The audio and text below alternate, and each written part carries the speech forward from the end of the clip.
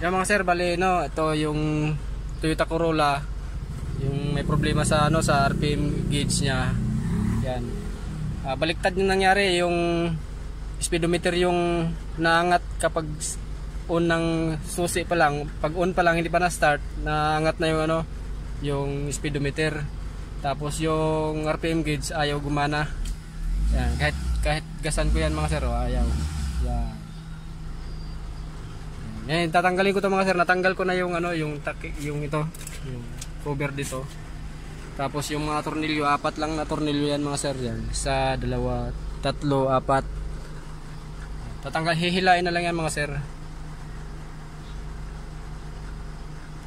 Yan mga sir, ito natanggal ko na yung ano, na medyo nahirapan din ako sa ano pagtanggal ng panel gauge nitong ano Corolla, kasi yung harness niya isa bitin eh. Buti nagkasya pa yung kamay ko. Ito, bitin kasi yung nasa gitna. Hindi na kailangan tanggalin. Bali electronic type yung ano mga sir, yung speedometer niya. Yan. Bubuksan ko to mga sir kasi may mga nakita ako dito na ano, parang wala nang mga contact yan. Yan, kailangan hinangin yan ulit. Tapos yung loob nito mismo bubuksan ko kasi baka kailangan ng hinang to. Yan. Yan, mamaya mga sir pakita ko sa inyo pagbukas. Yan mga sir, bali ito kakalasin ko na tong ano, bubuksan ko tong ano, yung panel gauge ng Toyota Corolla.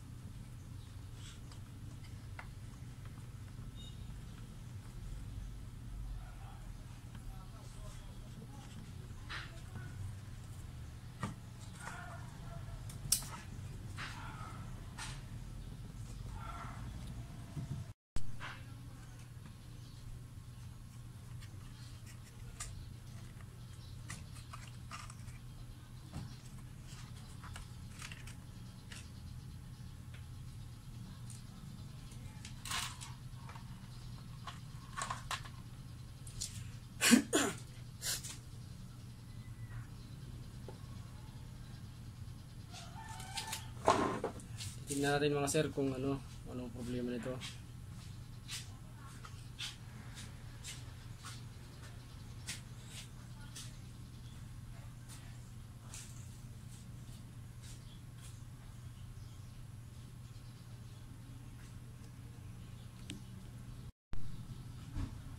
Mga sir, tatanggalin ko yung itong RPM gauge.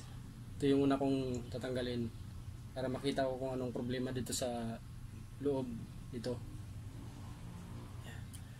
3 tornilyo lang yan, 1, 2, 3. Tapos matatanggal na yun mga sir, RPM gauge.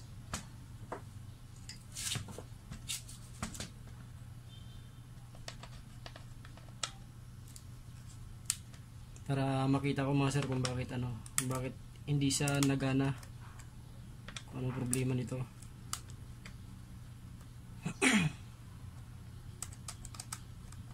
Baka may kailangan palitan o baka hinang lang kailangan.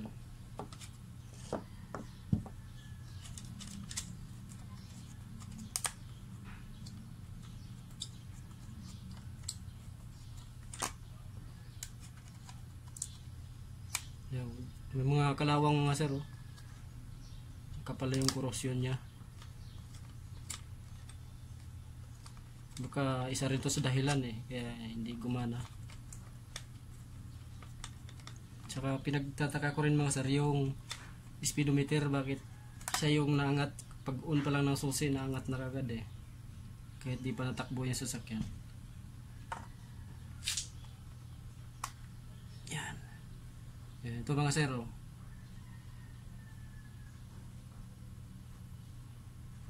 Ay, kaya pala mga sir, oh. Sunog yung kapasitor mga sir. Ayan, oh. Yan, kita nyo ba yung kapasitor mga sir? Yan, sunog.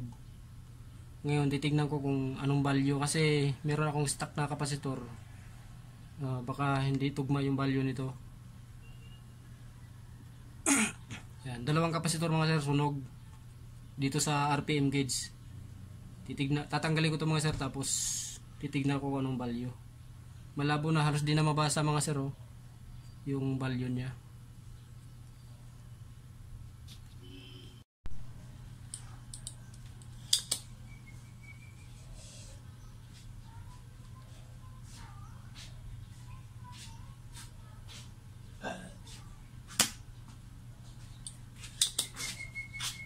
Pareho, buti may stock ako, pareho.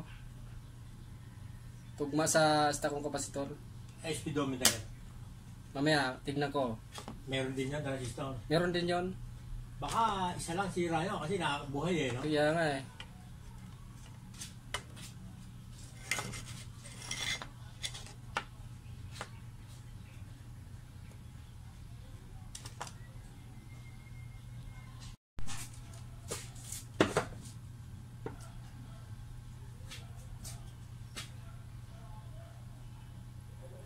Pag nagtanggal ng kapasitor mga sir, dapat maglagay kayo ng tanda. Kasi may may polarity kasi yung kapasitor. May negative at saka positive. Yan. Para hindi mabaliktad pagka nilagay nyo yung bago na kapasitor. Pag yun ang tanda kung saan nakalagay yung kung saan nakaposisyon yung negative ng kapasitor. Yan. Mga sir, nilagyan ko ng tanda. May mga guhit.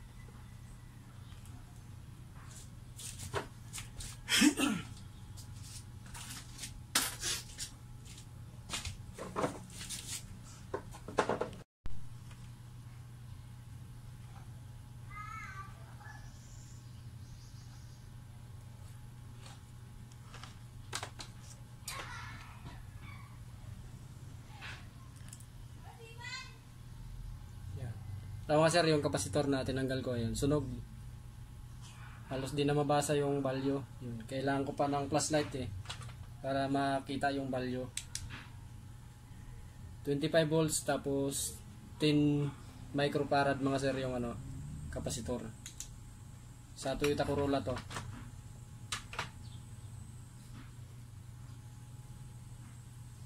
Yan.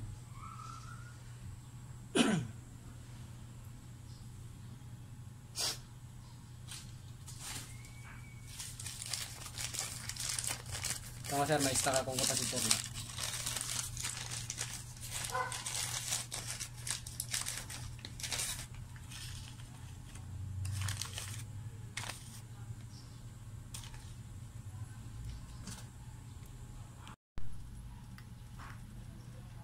Lalagyan na natin mga sir ng bagong kapasitor yan.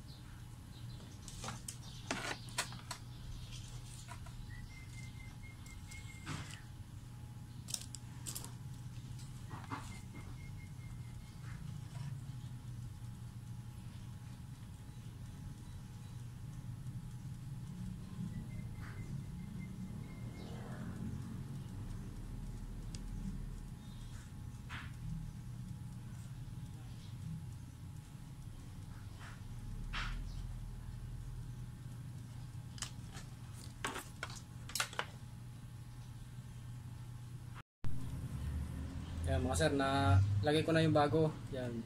Bago na yung nakalagay yung isa. So yung isa naman tatanggalin natin, palitan din natin ng bago.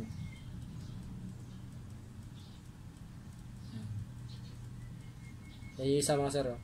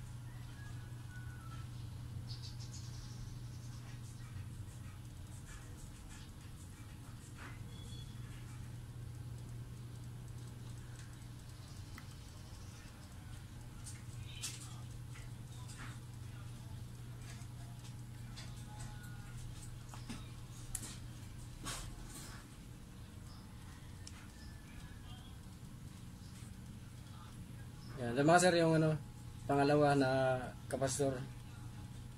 Sunog din. Yan.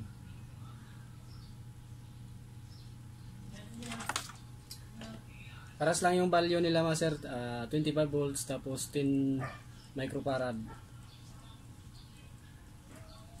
Sa RPM gauge ng ano ng Toyota Corolla 2E. Palitan din natin ng bago mga sir.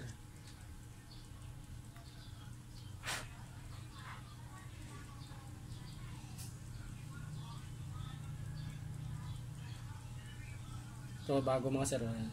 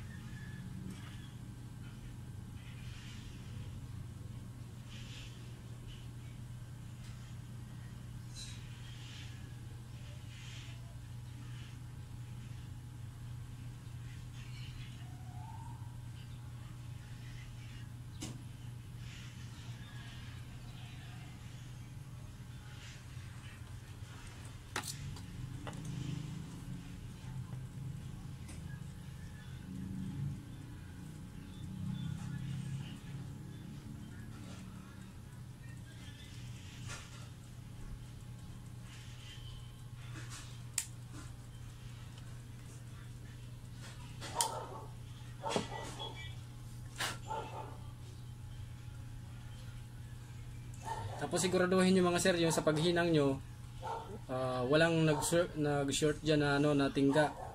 Kasi para imbis na maayos, lalo patuloy masira pag may nagkaroon ng short dyan mga sir.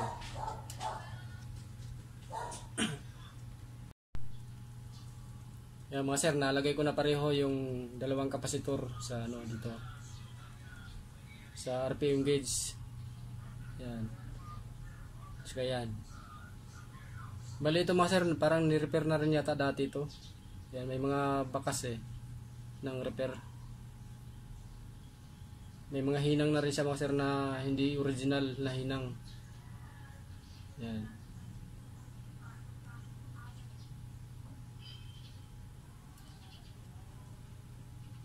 Sana gagana to mga sir pag ano.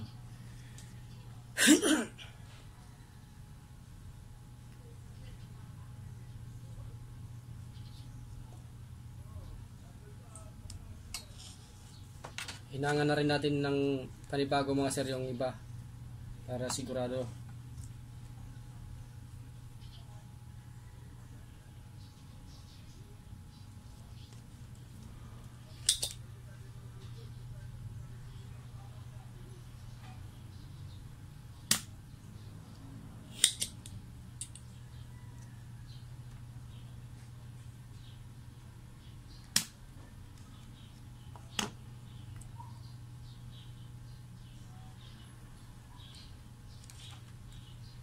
Yung mga crack din kasi mga sir yung ibang pisa eh. Yung ibang hinang.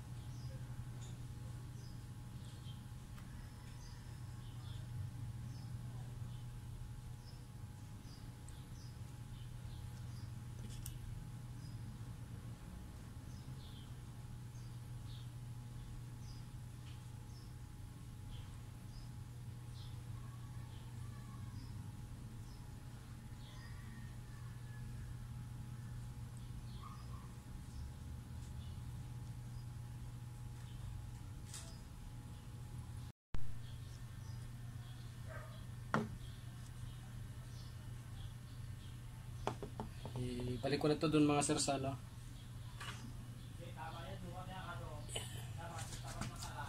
Tapos next kong tanggalin mga sir itong ano,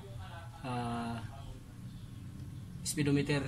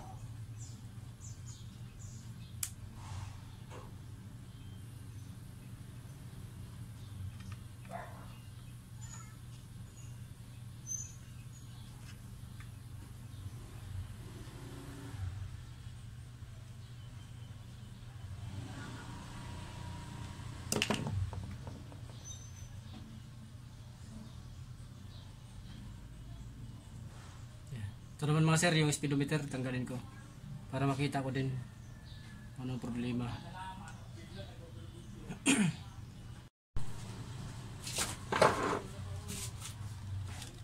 Apat na tornilyo yan mga sir sa speedometer.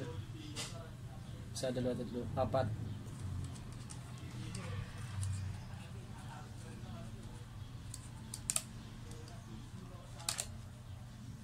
Electronic type yung speedometer niya mga sir.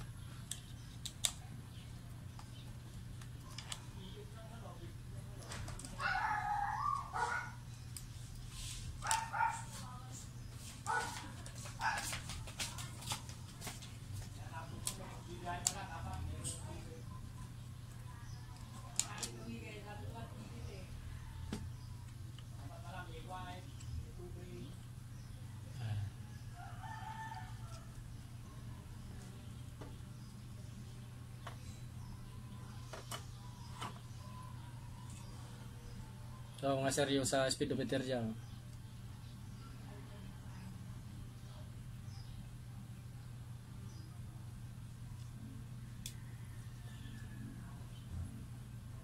may putok din siya na ano mga sir, yung kapasitor. Ayan oh. Isa.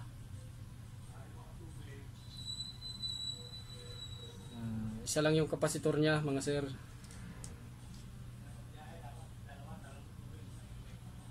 Isang kapasitor yung pumutok. Yan. Tapos yung dalawa malalaki. Ibang value mga sir oh. 25 volts na ano.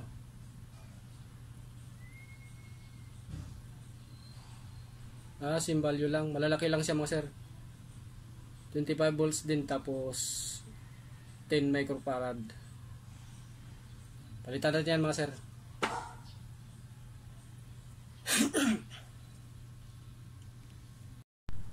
Ayun mga sir, bali ano, bukas ko pa ito matatapos kasi yung stock kong kapasitor hindi tugma dito sa ano, kapasitor dito sa speedometer. Tatlong kapasitor, bali ano pala to, 25 volts na 100 microfarad. 10 microfarad lang yung stock ko mga sir eh. Ito, tatlo sa speedometer. Tapos meron din akong nakikitang mga sunog mga sir na resistor. Ewan ko lang kung sunog yan o corrosion lang. Malalaman pa ito bukas mga sir kapag napalitan ko tong kapasitor. Kung gagana, ibig sabihin nun, hindi yan sira yung mga resistor na yan. Maliliit lang kasi mga sir oh. Subukan ko munang palitan bukas tong kapasitor tatlo mga sir. Sunog kasi, yan. Tatlo.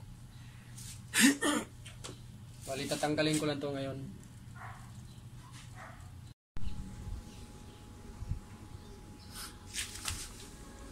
Mga sir, bali ito yung ginawa ko kahapon na speedometer gauge saka RPM gauge ito. Yung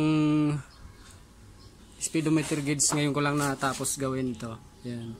Nagpalit ako ng ano, kapasitor mga sir din.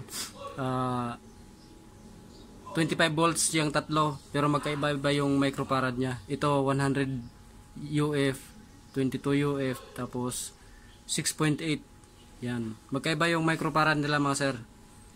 Sa speedometer speedometer gauge yan. Toyota Corolla. Yan. Yan, may mga dati na rin itong ni-repair yata mga sir kasi yan, may mga hinang na rin siya na hindi na original na hinang. Yan, tapos may mga itim-itim na rin, may mga parang nasusunog dati to. Yan. Yan, isasalpa ko na lang itong ngayon mga sir sa, ano, sa sasakyan.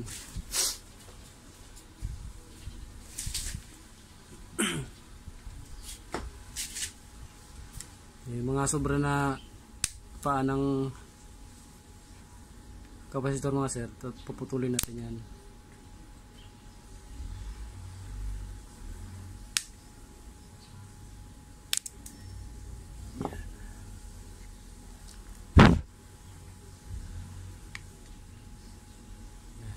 Bali nakaganyan na siya mga sir kasi natukod doon sa ano mahaba yung kapasitor na nabili ko. Hindi katulad dun sa dating nakalagay dito na mga punggok. Kasya dyan sa ilalim, patayo. Kaso itong nabili ko, mga mahaba. Kaya nakaganyan siya.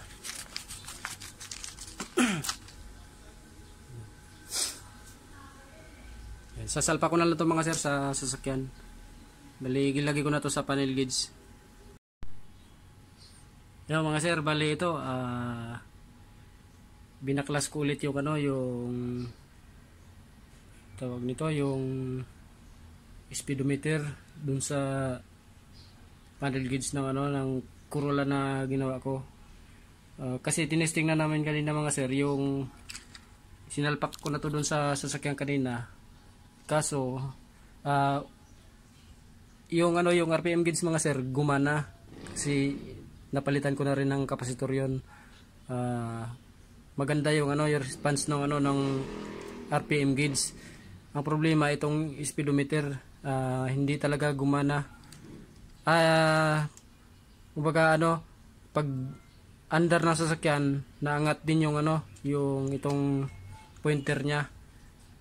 Yan. Naangat siya. Pero pag pinatakbo, hindi talaga nagalaw. Nakapirmi lang siya sa 20. Yan. Nakapirmi siya sa 20. Naangat pag angat niya. Pag start ng sasakyan. Tapos, ngayon mga sir, nung binuksan ko, yan, binuksan ko ulit, nakita ko itong isang IC, yan. Ito, sunog pala, ito. Sunog yan. Kaya pala may mga hinang-hinang na dyan. Nirepair na siguro to dati. Yung dating gumawa nito, sinubukan niyang hinang-hinang dyan. Yan. Kaso hindi yata niya makuha kasi nga itong IC na to, ang hirap pala hanapan ng pamalit. 3 tindahan na ng electronics ang pinuntahan ko, wala sila, hindi na daw sila nagkaroon ng ganitong IC kasi luma na raw ang pyesa. Kaya ngayon nag-decide na lang yung may-ari na ibuhin ko na lang siya ulit, ibalik ko na lang kasi at ang importante gumana yung yung RPM gauge. Kaya ngayon ibubuhin ko na to ulit tapos ibalik ko na sa sasakyan. Yan. Ang gagawin na lang ng may-ari, maghanap na lang siya ng baka may mabibili na ganito, isang buong assembly. Kasi wala, kahit ganap ako sa mga tindahan ng pyesa nito, itong IC na to, wala talagang mahanap eh. Yan, wala akong mahanap nito, wala mabili. Yan, sunog kasi yan mga sir, yan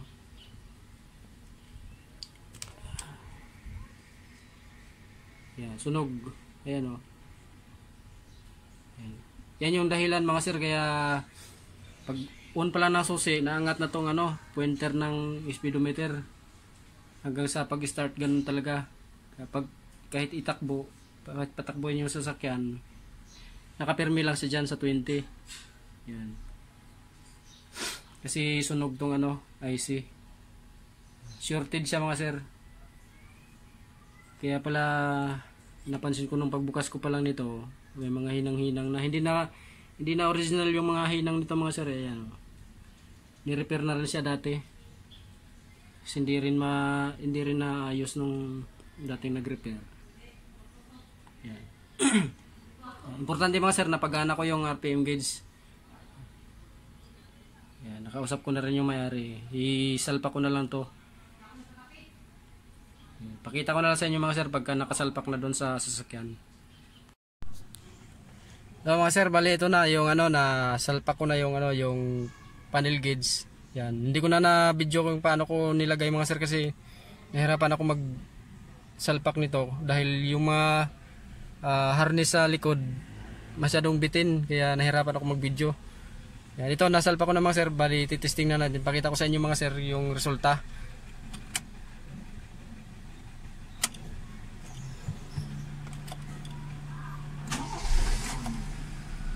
Yan. Yan mga sir yung yung RPM gauge niya mga sir, nagana. Yan. Maayos yung maayos na yung response ng RPM gauge niya. Yan. Kaya lang mga sir, ang speedometer gauge, ganun pa rin, hindi ko siya napagana dahil dahil dun sa sunog na pyesa na hindi namin mahanap. Wala kaming mahanap dun sa mga tindahan eh. Lahat ng 3 tindahan na pinuntahan ko dito sa Dasma ng electronics, wala silang ganong pyesa. Kasi masyadong luma na raw yung pyesa na yun, hindi nila alam, baka piece out na. Yun. Kaya ganyan pa rin yun mga sir, yung speedometer gauge niya. Na habang nandar, kahit hindi pa naman pinatakbo yung sasakyan, nakaangat na siya, nasa 30. Yan. Pero nakapirmi lang siya. Kahit patakbuhin to, hindi rin siya naalis sa 30 yung speedometer gauge niya. Pero yung yung RPM gauge naman ayos na. Yan. Yan. Maganda naman response ng RPM gauge niya mga sir. Nagawa ko naman siya. Ito lang talagang may problema kasi walang pyesa na mabili yung sa IC. Bali, ang napalitan ko lang dyan, yung kapasitor na sunog. Nung tinesting namin kanina, ganyan pa rin. Kaya nung binuksan ko ulit, nakita ko yung dun sa loob yung IC sunog pala. Bukod dun sa nasunog na kapasitor, sunog din yung IC. Kaya yan, walang mahanap na IC. Lahat ng tindahan pinuntahan ko, wala. Ganyan pa rin siya.